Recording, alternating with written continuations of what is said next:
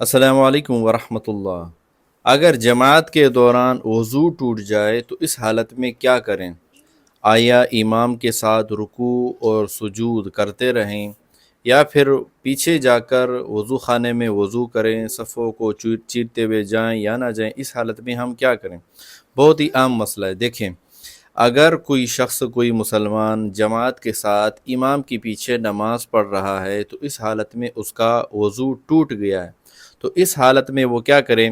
تو اس حالت میں اس کو یہ کرنا چاہیے کہ پہلے یہ دیکھے اگر ممکن ہے مسجد سے نکلنا یا نہیں۔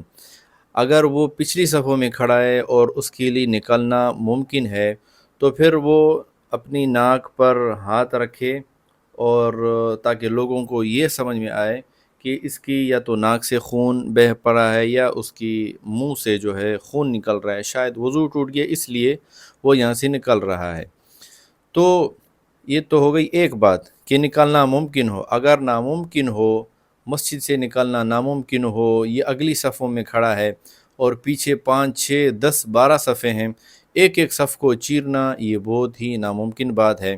تو اس حالت میں مجبوری کے تحت وہ امام کے ساتھ شامل رہے اور رکوع بھی کرتا رہے، سجدے بھی کرتا رہے، لیکن اس حالت میں ذکر وغیرہ نہیں کرنا۔ نماز کے اندر جو پڑھا جاتا ہے وہ کچھ بھی نہیں پڑھنا، نہ سورہ فاتحہ پڑھنی ہے، نہ رکوع کی تسبیح پڑھنی ہے، نہ درود شریف پڑھنا ہے، کچھ بھی نہیں پڑھنا۔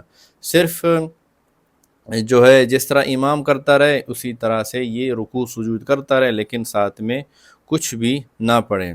اور پھر جب جماعت ختم ہو جائے، امام سلام پھیر دے، یہ جا کر وضو کرے اور اپنی نماز دوبارہ نئے سرے سے پڑھے۔